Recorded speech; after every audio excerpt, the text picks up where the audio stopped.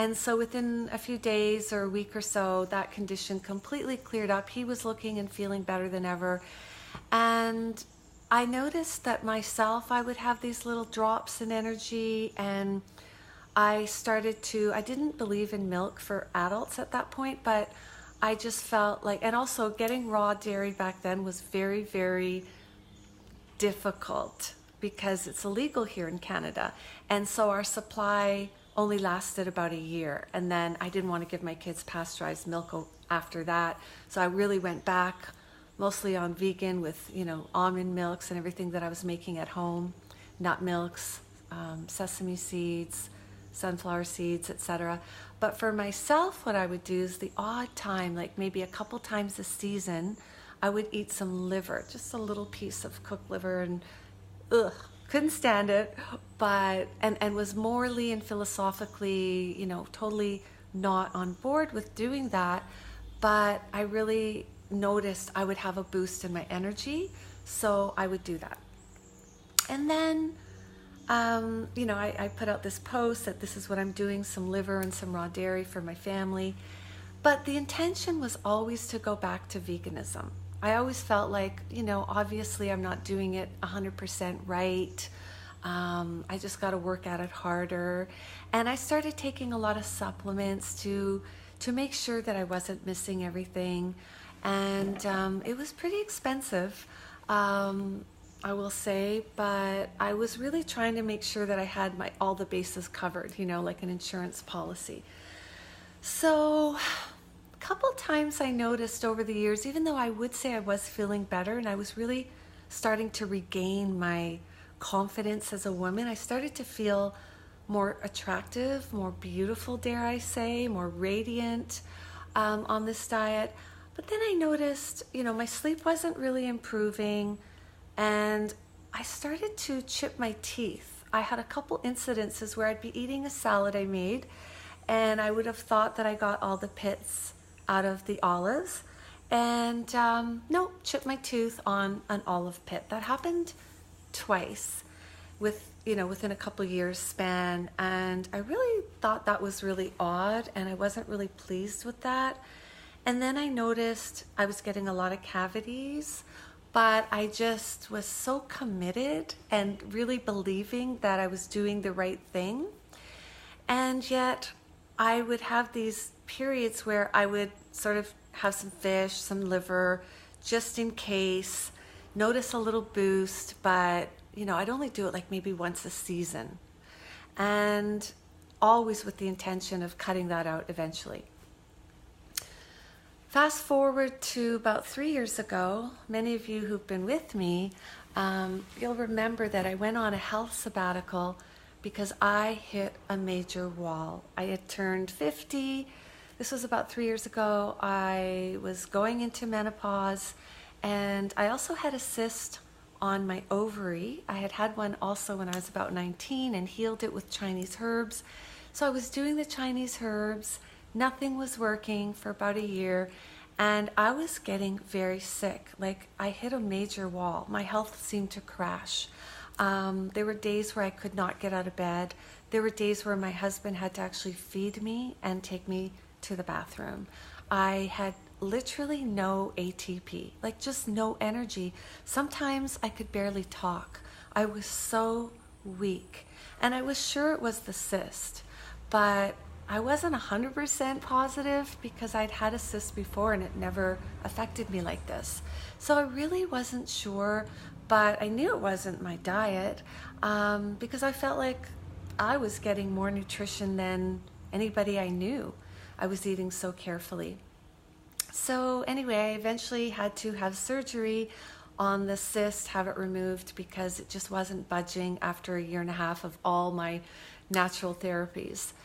So that was fine. I didn't really feel that much better. I thought I was going to feel a lot better. I started to recover.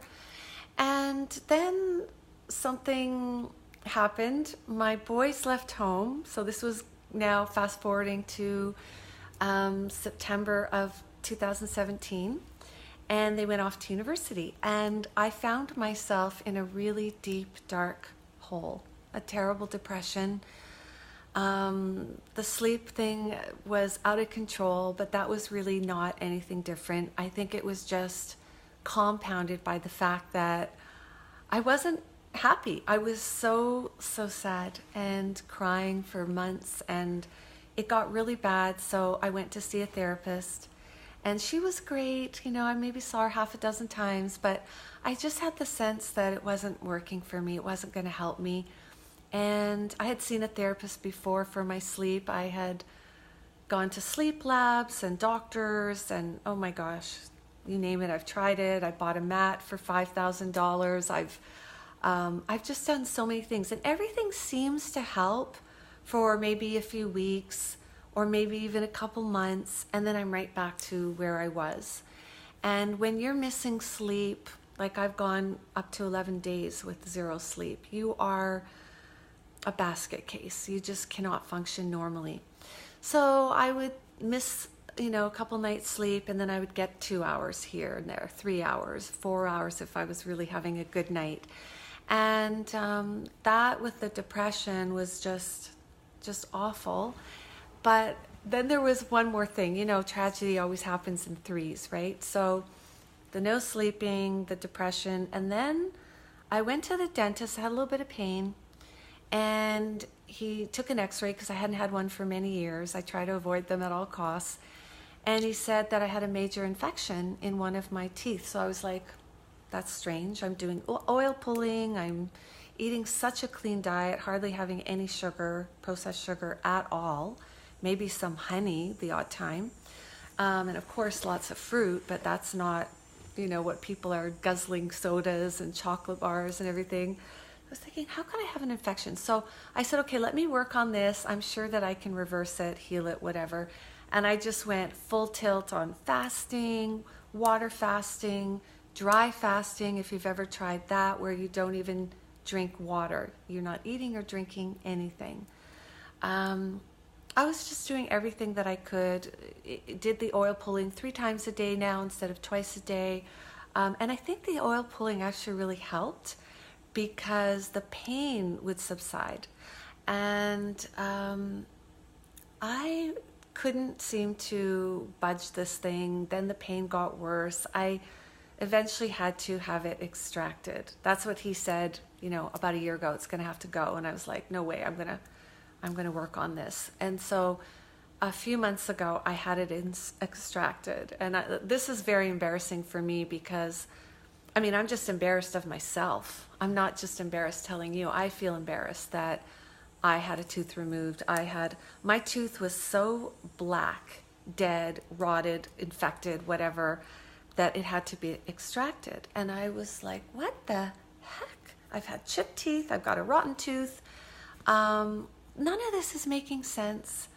I've had, pretty good health, I'd say, overall, but the last several years, especially when I hit that wall, and then with my teeth, and then especially with this tooth, and then the depression, I had it.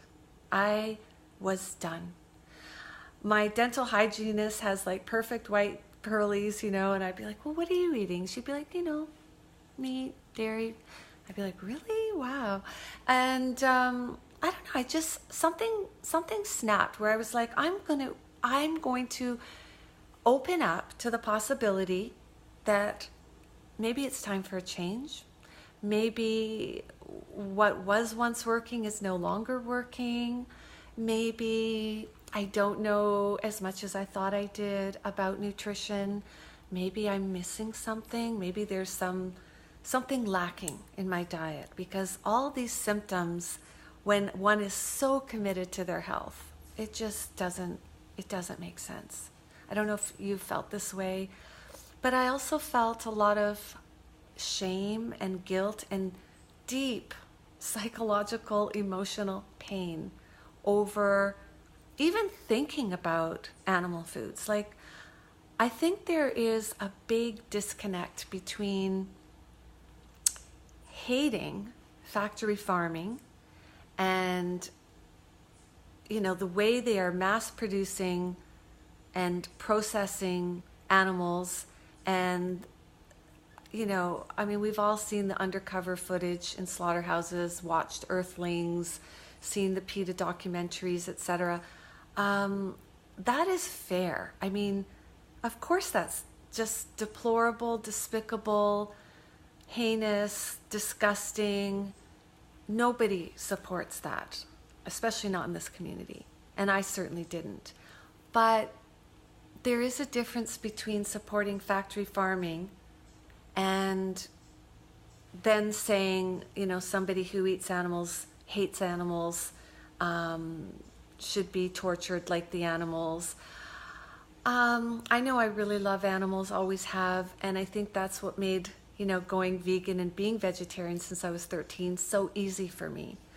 However, when one's health is suffering, let's not throw the baby out with the bathwater and say, just because factory farming is wrong, that eating meat is wrong. There is sustainable ways of growing and producing meat, and even slaughtering the animals, giving them death in a humane way. And I know some of you may not agree with that. I certainly didn't for many, many years. I've really had to look at that, because even though it hurts, it pains me to think I might be contributing to the suffering of any living being. I'm sorry, but I got to a point where I was tired of suffering myself. And I know that sounds really selfish of me, but that's, I'm not here to apologize. I'm here to just be completely authentic and open about my journey. And I don't believe in factory farming. I would never support it. However, I really did choose to turn to consciously choosing some meat. And thank you for the hearts. And when I say consciously choosing our diet, I think we're so blessed in today's day and age to have the internet, to have the resources, the information, being able to share and connect like this, everyone's story, it helps us to hear what people are going through. And I had a real epiphany, and I'm still in this. Hardly even know how to share about this. It's been 3 months now, as of yesterday, that I have completely changed my diet. I am in an experiment, and that experiment is including some animal foods. And what I have been experiencing, it's like I would have prayed almost that this wasn't the case, because I have always intended to go back to veganism and always thought that I was failing veganism. And now I'm starting to feel like, veganism worked for me for a certain period, but at a certain point it was failing me.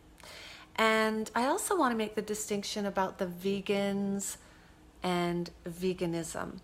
I don't think I'm for too many isms, like these ideologies. I think it's very old paradigm to be like cult-like or religious-like about our diet. Now, vegans, on the other hand, I have no problem with vegans. I have many friends who are vegans. I've been a vegan. But what I want to say, and I love my vegan friends, I love my meaty friends. Even when I have clients, and clients have come to me over the years, a lot of them have been totally shocked, because they came to me, some of them saying, that's what I was saying earlier about some of their comments would surprise me. They wanted me to turn them vegan and go 100%, they wanted to go 100% raw vegan. And I always told people that's not what I am. That's not what I promote. I'm high raw and high vegan. And always what I will do is just support you and assist you to find your own way and to honor the needs of your feminine body and to do what's right for you at any given point. Because I know my journey has been such a winding one, been vegan on and off for over 10 years. Always think I'd get right back to it 100%. So I really have always just honored where anybody's journey, took them, and let's see how we can improve our health